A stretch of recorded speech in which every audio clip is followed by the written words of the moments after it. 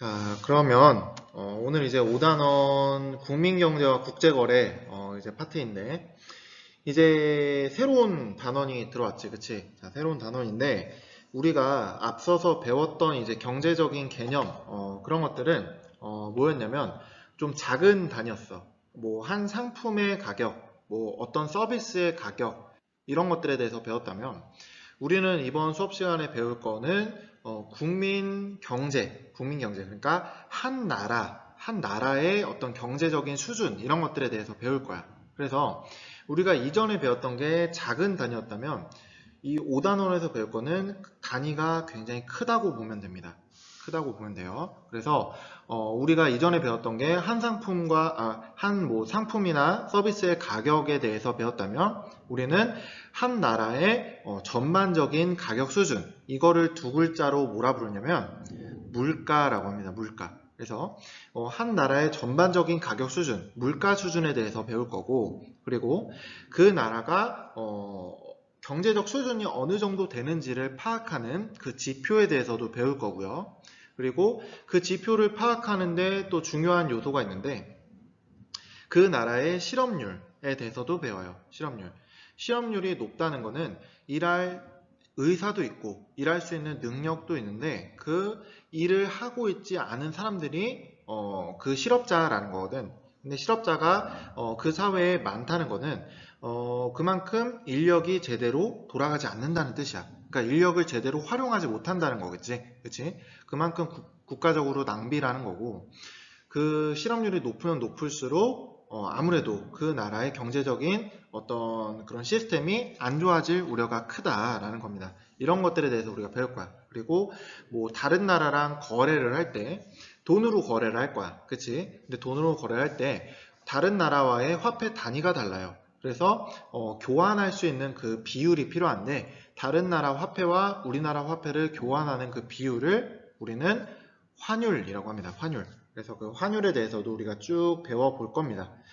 자, 우리가 이번 시간에 배울 거는 뭐냐면 국내 총생산에 대해서 배울 거예요. 국내 총생산.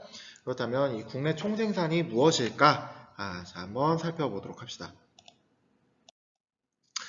자, 오늘의 학습 목표고요. 오늘은 자, 이 1번에 대해서만 할 거야. 자, 국내 총생산의 의미에 대해서 우리가 살펴볼 겁니다.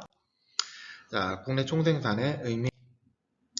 자, 이전 학습 확인하는 건데, 자, 시장 가격은 시장 경제에서 소비자와 생산자에게 경제 활동을 어떻게 조절할 것인지 알려주는 신호등과 같은 기능을 한다.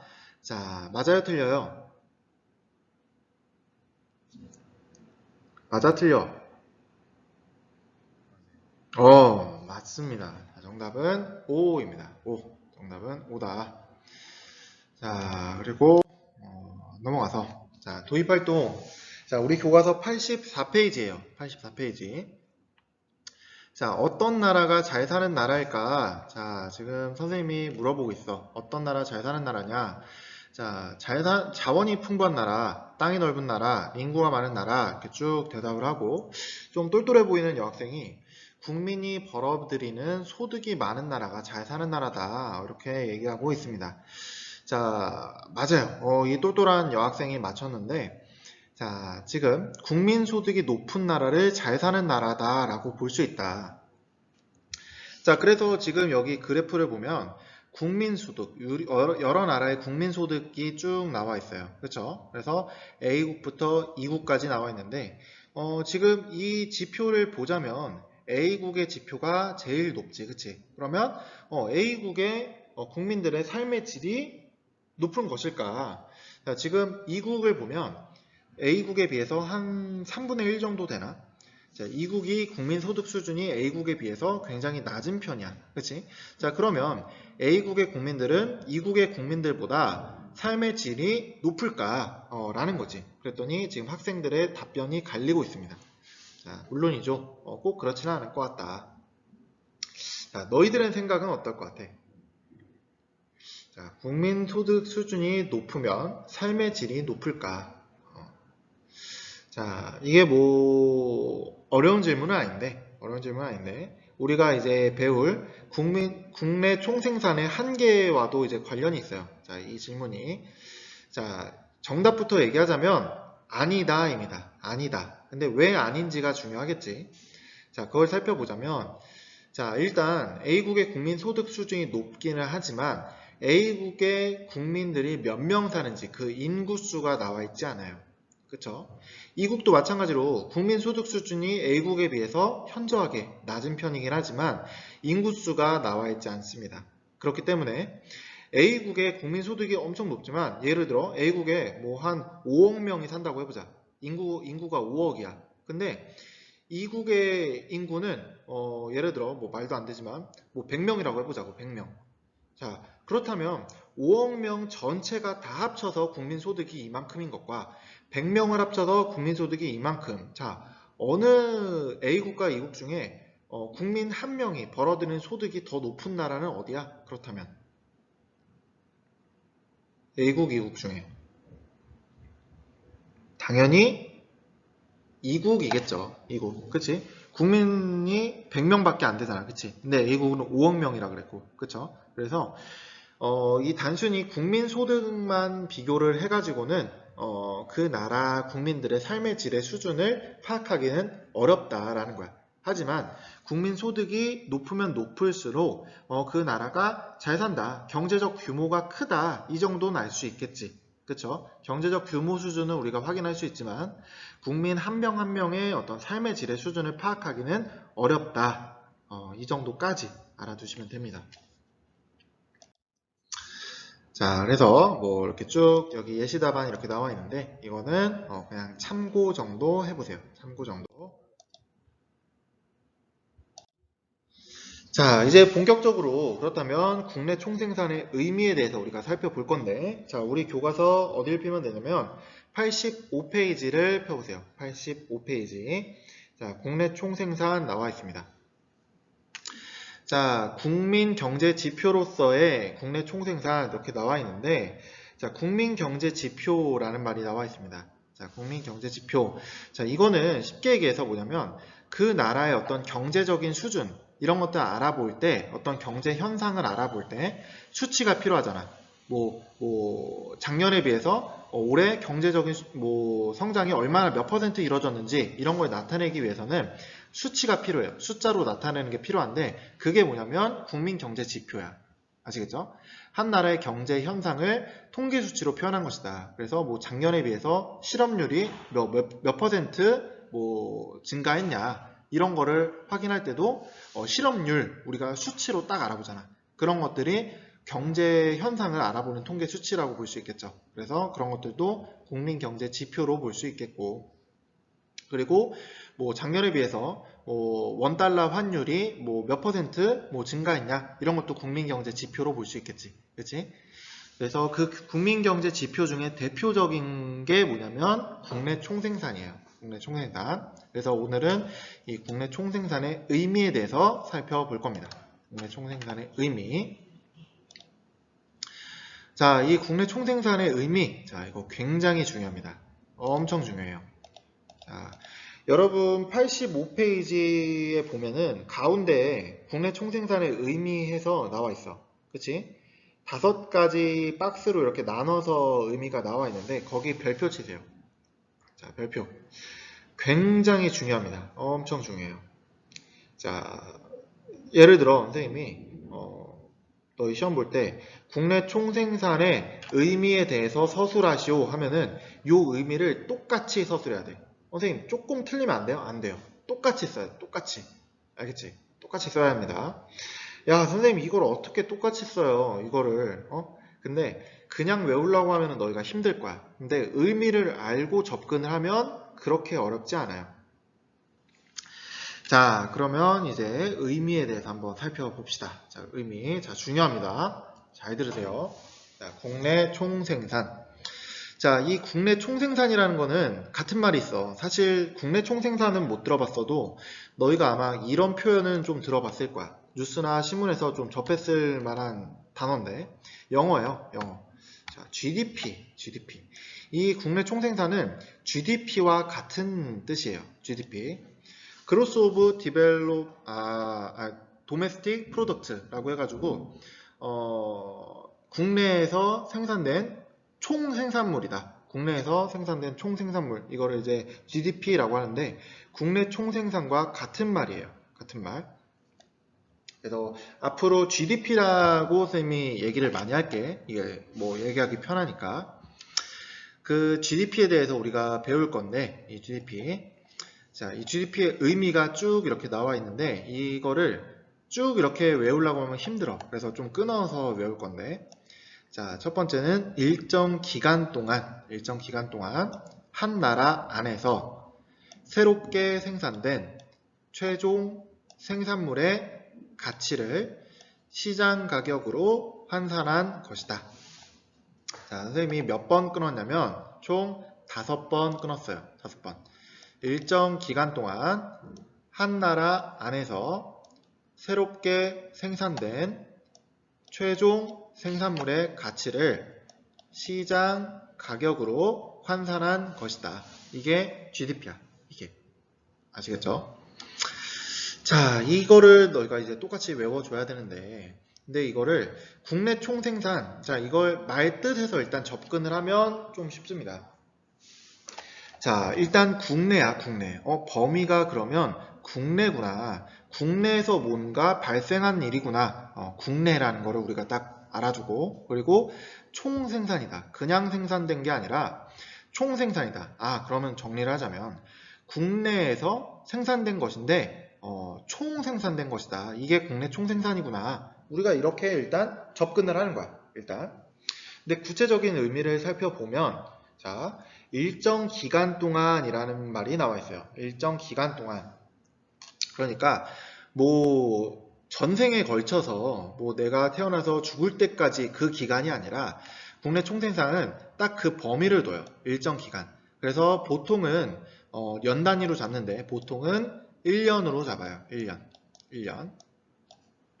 그래서 일정 기간 동안, 그래서 1년 동안이란 말이랑 똑같아. 그래서 1년 동안에 생산된 거다.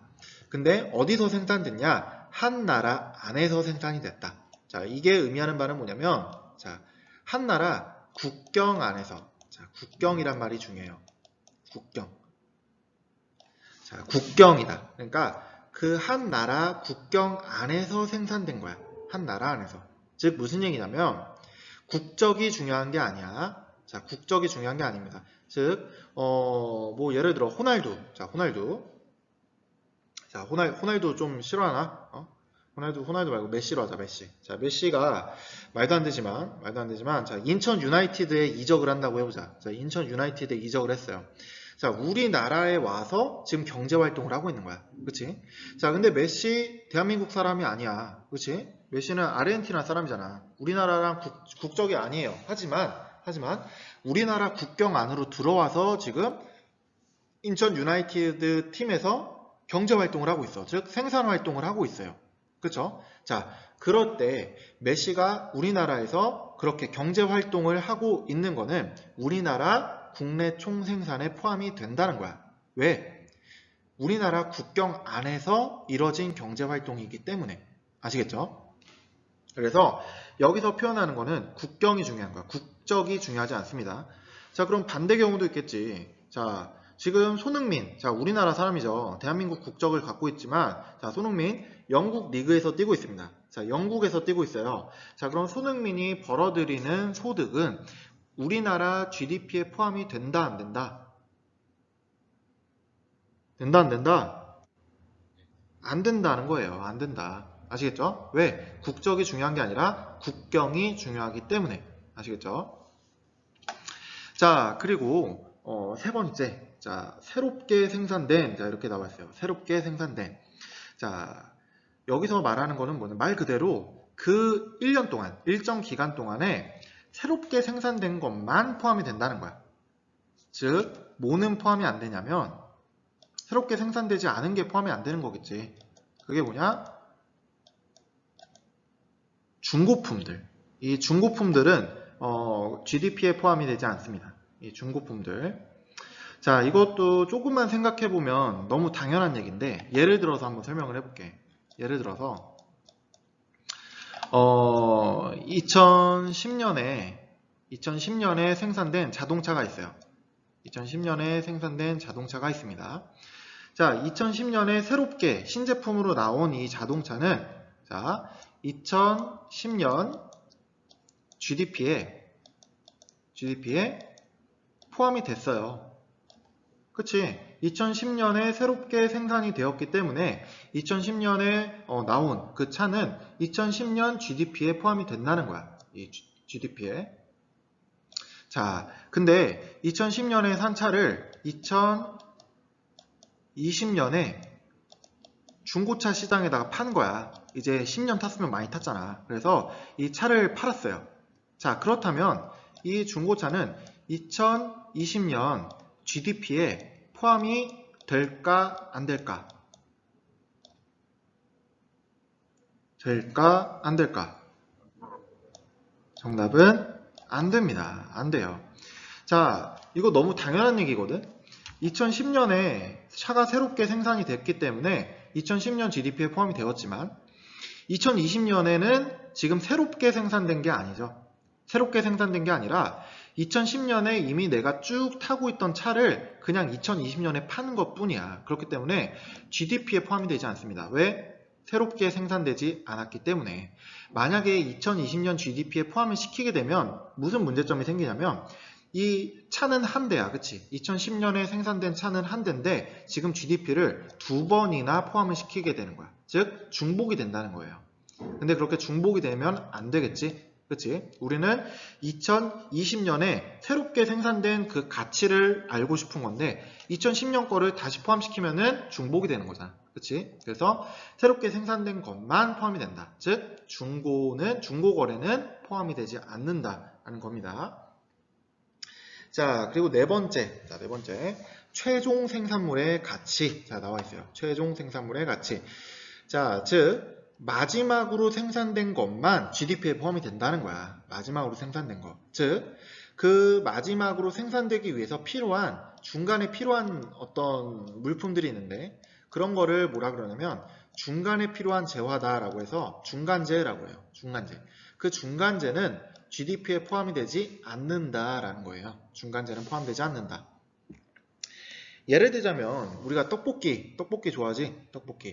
떡볶이를 먹으려면 만들기 위해서는 여러 가지 재료가 필요해요. 뭐 떡도 필요하고 어묵도 필요하고 고추장, 물엿, 고춧가루 여러 가지 이런 재료들이 필요한데 이 재료들 뭐 공짜로 주는 거 아니잖아. 사야 되잖아. 그치?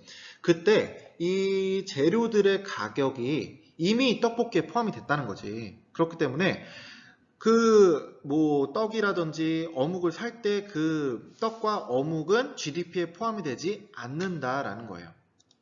아시겠죠? GDP에 포함이 되는 거는 떡볶이만 포함이 되는 거야. 떡볶이를 만들기 위해서 필요했던 뭐 떡이나 오뎅이나 뭐 이런 것들은 중간재이기 때문에 떡볶이만 GDP에 포함이 되고 떡과 오뎅은 GDP에 포함이 되지 않는다라는 겁니다. 아시겠죠? 그래서 정리하자면 최종 생산물만 GDP에 포함이 된다. 그리고 그 최종 생산물을 만들기 위해서 필요했던 재료, 즉 중간재는 포함되지 않는다. 자, 그렇게 알아두시면 될 것 같습니다. 자, 그리고 다섯 번째. 자, 이 최종 생산물의 가치를 시장 가격으로 환산한 것이다. 아시겠죠? 시장 가격으로. 그래서 시장에서 거래되는 그 가격을 이제 GDP에 포함을 시킨다라는 겁니다. 아시겠죠? 그래서 뭐 예를 들어서 뭐 떡볶이가 2,000원이다. 2,000원에 시장에서 팔린다 라고 한다면 그 2,000원이 GDP에 포함이 된다는 거야. 아시겠죠? 그래서 뭐 떡볶이가 뭐 예를 들어 뭐 햄버거 하나랑 교환이 된다 라고 했을 때 이 떡볶이는 햄버거 하나의 가치를 갖고 있어요. 그래서 햄버거를 GDP에 포함시키는 게 아니라고. 아시겠죠? 반드시 시장에서 거래되는 그 가격으로 환산한 게 GDP에 포함이 된다라는 거야. 자, 이렇게 해서 1번부터 5번까지 국내 총생산의 의미를 지금 쭉 살펴봤는데 이거는 너희가 토시 하나 빼뜨리지 않고 정확하게 외워주셔야 됩니다. 아시겠죠? 그래서 선생님이 너희한테 숙제 많이 안 내주는데 오늘 숙제 있어요. 숙제. 자, 오늘 숙제는 뭐냐면 이 국내 총생산 GDP의 의미를 외워오세요. 아시겠죠? 외워오시기 바랍니다. 그래서 다음 시간에 너희 등교하지 다음 주에 그치? 그때 선생님이 한번 확인해 볼 거야. 너희 제대로 외웠는지 안 외웠는지.